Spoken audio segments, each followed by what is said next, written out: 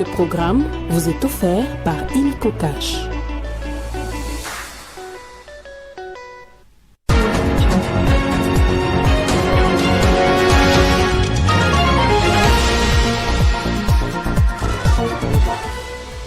Huitième conseil de ministres du gouvernement souminois, les questions sécuritaires, économiques et diplomatiques étaient au centre des discussions. Les détails dans ce journal. Sam Lukonde, officiellement désigné candidat unique de l'Union sacrée de la nation à la présidence du Sénat. L'élection des membres du bureau définitif interviendra le lundi 12 août. Et plus loin de la RDC, un haut responsable militaire du mouvement palestinien Hamas au Liban a été tué lors d'un raid aérien israélien. La frappe a eu lieu à Saïda. L'info, c'est l'heure sur Télé 50. Bienvenue à tous. À la une de l'actualité, le chef de l'État Félix Tshisekedi a présidé vendredi le 8e conseil de ministres du gouvernement souminois à la Cité de l'Union africaine. Les questions sécuritaires, économiques, diplomatiques ainsi que l'attaque de la résidence du président honoraire Joseph Kabila et des troubles menés par les militants de l'UDPS à l'Assemblée nationale ont été au centre des discussions. Je vous propose de suivre Patrick Mouyaya, porte-parole du gouvernement, qui a fait le compte rendu de cette importante réunion.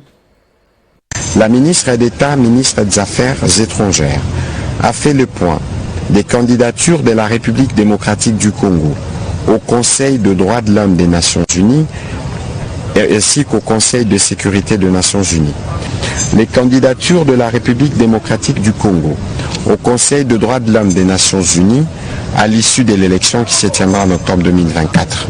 Ces deux candidatures ayant été endossées par l'Union africaine au cours de la 4e session ordinaire du Conseil exécutif tenu le 14 et le 15 février 2024 à Addis Abeba, elle a détaillé le plan stratégique de campagne, les activités clés incluant les lancements officiels, les tournées internationales ainsi que les engagements diplomatiques jusqu'à la tenue des élections.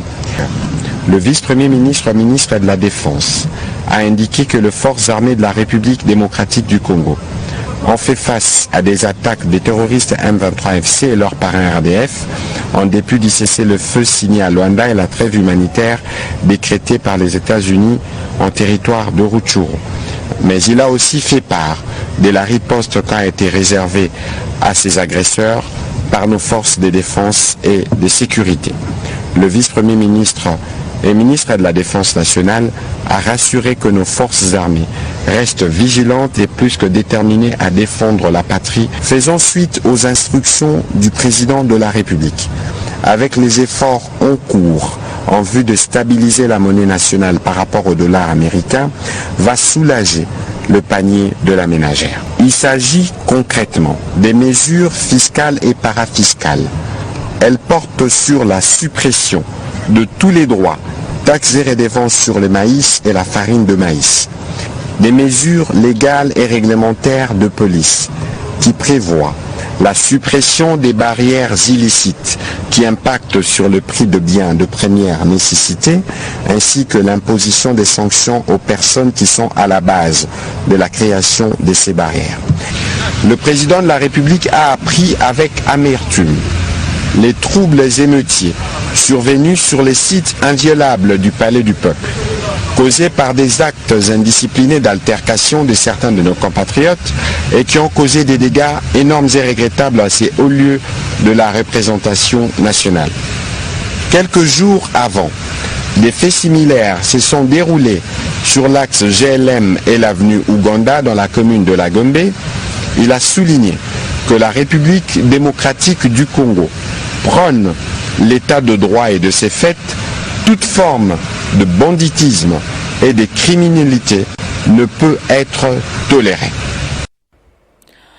Dans l'actualité également, Sam Lukonde a été officiellement désigné candidat de l'Union sacrée à la présidence du Sénat. C'est la principale résolution de la réunion dirigée vendredi par Augustin Kabouya, secrétaire général de l'UDPS et coordonnateur de la majorité parlementaire, avec tous les présidents de tous les regroupements politiques membres de l'Union sacrée représentés au niveau de la Chambre haute du Parlement. Et nous venons de l'apprendre, le bureau d'âge du Sénat a fixé l'élection du bureau définitif au lundi 12 août prochain. C'est au cours d'une importante réunion présidée par le Présidium de l'Union sacrée de la Nation que la majorité au pouvoir a enfin présenté son ticket pour l'élection des membres du bureau définitif de la Chambre haute du Parlement. Idrissa Mangala et Jonas Mukamba tombent pour laisser la place à l'ancien Premier ministre Samalou Kondé comme l'unique candidat président. Au poste de premier vice-président, Kalalawa Kalala José a été choisi au détriment des autres tels que Christophe Lutundula. Le leader de la FDCA, le professeur Modeste Bahati Lukwebo, est maintenu comme candidat de l'Union sacrée de la Nation au poste de deuxième vice-président. Jean Bamanissa Saïdi, candidat au poste de rapporteur, Topin Kabongo est le candidat de l'Union sacrée de la Nation au poste de questeur et Isabelle Kalamba au poste de questeur adjoint. À l'opposition, Salomon Kalonda et Jean-Claude Bayende maintiennent leur candidature au poste de rapporteur adjoint. Le comité de conjoncture économique promet de sanctions aux spéculateurs et note une stabilité relative du taux de change. C'était au cours de la réunion tenue à la primature sous la présidence de la première ministre Judith Souminois afin d'examiner la situation économique du pays. Déterminé à stabiliser la monnaie nationale et pallier à l'inflation afin de renforcer et protéger le pouvoir d'achat des citoyens, le membre du comité de conjoncture économique ont, au cours de cette séance de travail, examiné la question relative à la situation économique et financière, plus particulièrement les taux d'échange et la réduction des prix des denrées de première nécessité. Le CCE a noté une stabilité relative du taux d'échange depuis le mois de juillet dernier, suite aux mesures nécessaires prises par les gouvernements pour stabiliser la valeur de la monnaie nationale. Aujourd'hui, plus particulièrement, nous nous sommes intéressés à la question du taux de change. Et cette question doit être expliquée dans des termes les plus clairs possibles aux Congolais. Le gouvernement, à travers le ministère des Finances, le ministère du Budget et la Banque centrale, Madame la gouverneure est à nos côtés, ces deux pôles ont pris toutes les mesures nécessaires pour stabiliser la valeur du franc congolais. Le comité de conjoncture économique déplore la spéculation du franc congolais faite par certains opérateurs économiques alors que le taux demeure relativement stable sur les marchés interbancaires et parallèle depuis le mois dernier. De ces faits, il annonce un début de contrôle pour contraindre les spéculateurs de la monnaie nationale à revenir à la raison. Il y a des opérations de contrôle qui vont être effectuées pour que les différents opérateurs économiques reviennent à la raison, cessent de spéculer sur le franc congolais et fassent confiance au gouvernement, à la Banque centrale, parce que nous avons un seul objectif, c'est de stabiliser le franc congolais. Notons que depuis son entrée en fonction, le gouvernement souminois milite pour la maîtrise de l'inflation et la stabilisation de la monnaie nationale dans le but de baisser les coûts du panier de la ménagère. Et puis une marche de santé en soutien aux forces armées de la République démocratique du Congo engagées au front dans l'est du pays a été organisée ce samedi à Kinshasa par l'Association des journalistes et éditeurs indépendants du Congo. Le coup d'envoi de cette marche à laquelle ont pris part les journalistes des différents organes des presses de la capitale a été donné par le président de l'Union nationale de la presse congolaise UNPC Kinshasa, Jean-Marie Kassamba. La marche est partie de la paroisse Saint-Raphaël dans la commune de Limete jusqu'à la place Capella à Kalamou.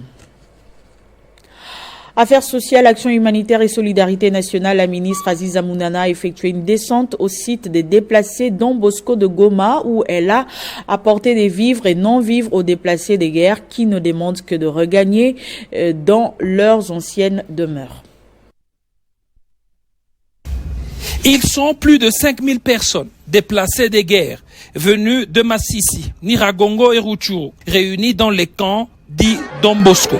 Attendant par ailleurs l'intervention du gouvernement, profitant de son séjour à Goma, la ministre des Affaires sociales, Action humanitaire et Solidarité nationale, Aziza Mounana, n'a pas voulu fermer son oreille aux cris de détresse des déplacés. Tulikuwa tunatenda lala njala, sasa umetukumbuka. Mungu akubariki na presida wetu Chilombo, Mungu ambariki, ashikaza tumalizie vita, sisi wakimbizi tunateseka.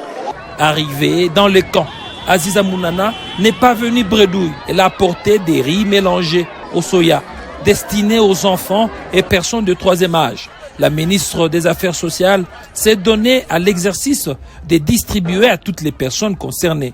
On ne s'y attendait pas. C'est vraiment une surprise que le ministre des Affaires sociales vient de nous faire aujourd'hui. Son Excellence Maman Aziza Mounana qui est avec nous ici. C'est une grande joie pour une population en détresse de voir une maman qui se déplace de Kinshasa jusqu'ici au camp de Don Bosco en pleine poussière, dans des intempéries, mais il vient compatir avec nous avec un camion de vivres et qu'il vient de distribuer aux enfants et aux vieilles mamans et que demain nous allons continuer avec encore la distribution puisque la quantité est très énorme et on ne peut pas finir ça maintenant. Vraiment, nous disons grand merci au gouvernement congolais qui se souvient de son peuple. C'est plus de 2 conteneurs de 40 pieds qui sont acheminés aux déplacés des guerres victimes des atrocités causées par les terroristes du M23. Ces gestes traduisent la volonté ferme du chef de l'État et la détermination du gouvernement souminois de répondre rapidement aux cris de détresse de la population.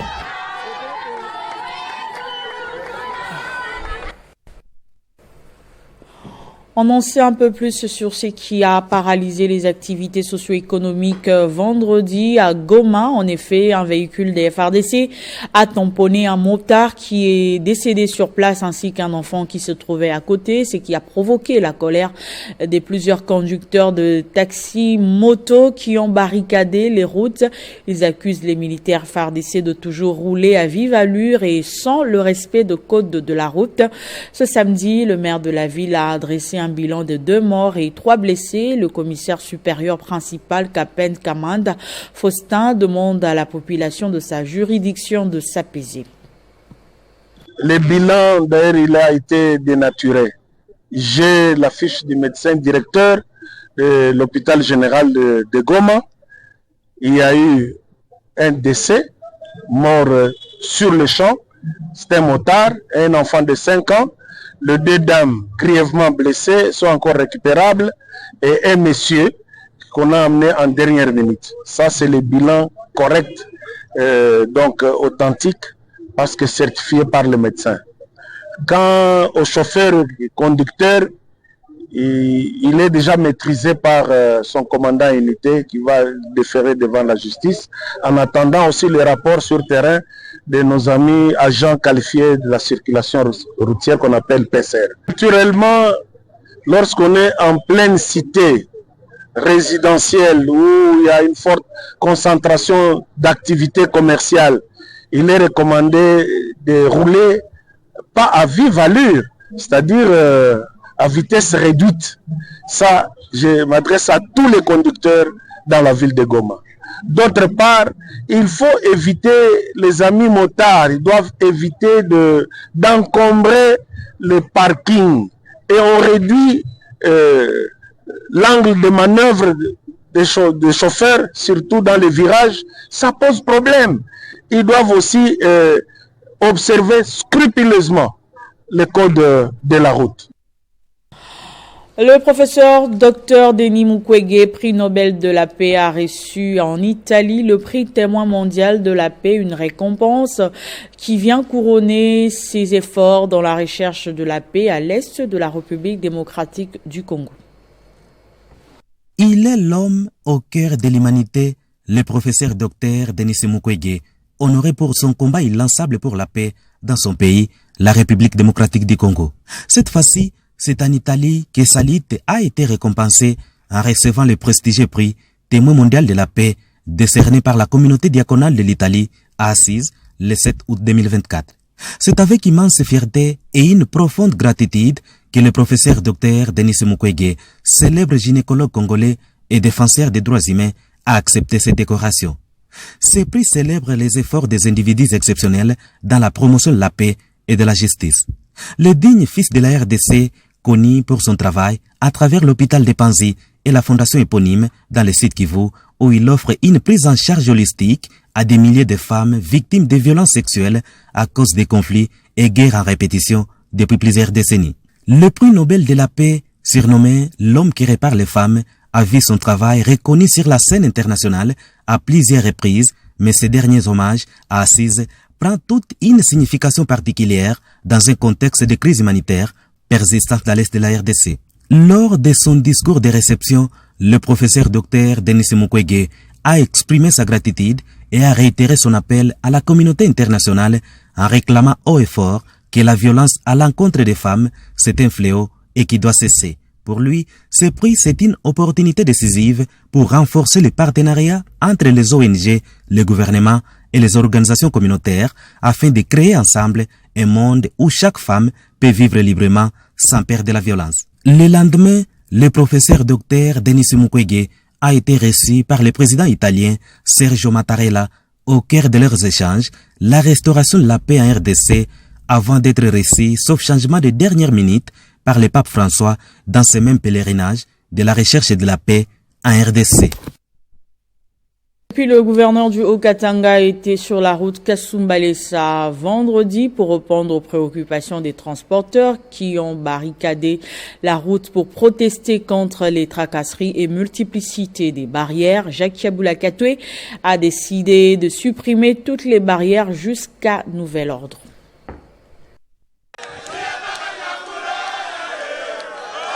Ce sont des cris et des chants de joie qui ont accueilli le chef de l'exécutif provincial, Jacques Yaboula Katoué, quand il rejoint les centaines de chauffeurs et petits commerçants exerçant sur l'axe Lubumbashi-Kasumbalesa. En colère, ils ont barricadé la nationale numéro 1 à partir de Kachamata, paralysant ainsi le trafic sur ces tronçons et causant d'énormes embouteillages. Ils dénoncent ainsi les tracasseries sous toutes leurs formes, les multiples barrières et péages dont ils sont victimes. Nous déplorons la présence des barrières sur ces tronçons et à partir des whisky. Ici, nous ne payons que de l'argent et pourtant, nous ne transportons que la marchandise des petits commerçants. Le gouverneur des provinces, qui a vu dans sa suite le ministre provincial de l'Intérieur, Jean-Jacques Kashiba, n'y est pas allé par 4 chemins. En tant que représentant du chef de l'État dans la province du Haut-Katanga, Jacques Yaboula Katoué a pris des mesures urgentes.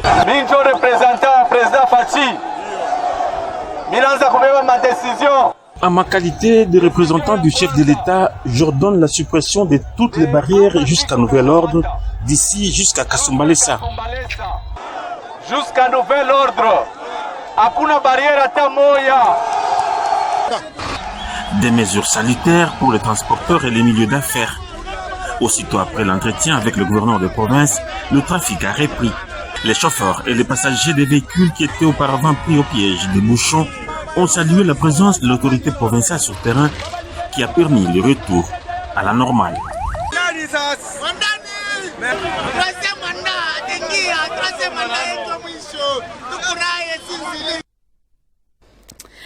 La ville de Kinshasa a plus de 3 420 000 tonnes de déchets disséminés dans ses 24 communes. Désormais, la capitale congolaise peut compter sur l'appui de l'armée congolaise pour l'assainissement. Le gouverneur Daniel Bumba a sollicité auprès du chef d'état-major général, le général Chiwewe, l'accompagnement des services de l'armée dans l'opération Coup de poing. Daniel Bumba, gouverneur de la ville-province de Kinshasa, a été reçu ce vendredi 9 août 2024 par le chef d'état-major général de FARDC au grand quartier général des forces armées situé au camp lieutenant-colonel Kokolo à Kinshasa, accompagné de son directeur de cabinet adjoint et du directeur général d'Askin.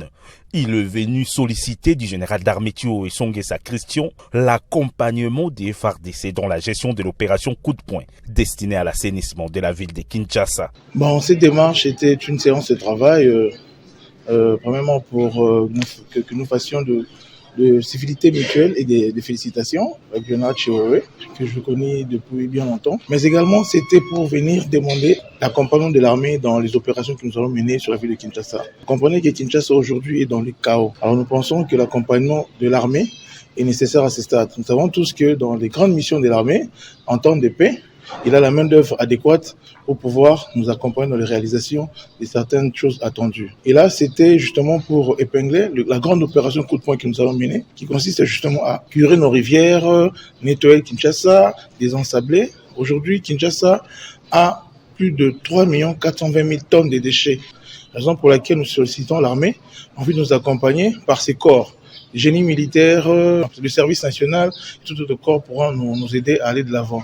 Il y a des questions de l'assainissement, des questions de l'embouteillage, des questions de l'encadrement, la réinsertion de la jeunesse, délinquance. Par ailleurs, le premier citoyen de la ville de Kinshasa s'est dit satisfait au sortir de la rencontre, car l'armée est disposée à l'accompagner afin de revêtir la capitale congolaise de sa plus belle robe. Et nous sommes très contents parce que l'armée est très favorable et nous envisageons d'ailleurs plus loin, comme ça s'est fait dans tout d'autres cieux où l'armée accompagne pour pouvoir établir des protocoles d'accord et voir aussi dans quelle mesure du possible si le gouvernement central peut nous accompagner pour pouvoir élever cette ville qui est quand même le miroir de ce pays. Voilà. Signalons que d'autres décisions ont été également abordées au cours de cette rencontre, notamment l'accompagnement de l'armée dans la régulation de la circulation routière et la formation des Koulouna par les services nationaux. Merci beaucoup. En dehors de nos frontières, un responsable du Hamas dans le camp des réfugiés palestiniens au Liban a été tué vendredi par une frappe aérienne israélienne dans le sud du pays, selon le mouvement islamiste palestinien et l'armée israélienne. La frappe a eu lieu à Saïda, la 3e ville du Liban, située à 45 km au sud de Beyrouth. Ce journal est terminé. Place au rappel des titres. 8e conseil des ministres du gouvernement souminois, les questions sécuritaires, économiques et diplomatiques étaient au centre des discussions. Samalou Kondé, officiellement désigné candidat unique de l'Union sacrée de la nation à la présidence du Sénat. L'élection des membres du bureau définitif interviendra le lundi 12 août. Et en dehors de nos frontières, un haut responsable militaire du mouvement palestinien Hamas au Liban a été tué lors d'un raid aérien israélien. Vous avez suivi les détails dans ce journal. Merci de votre attention soutenue et surtout restez fidèles au programme de Télé 50.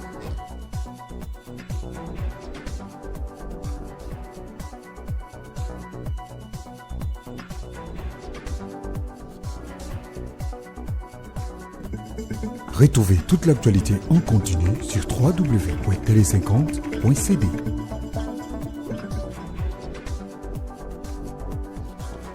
Ce programme vous a été offert par Illico Cash.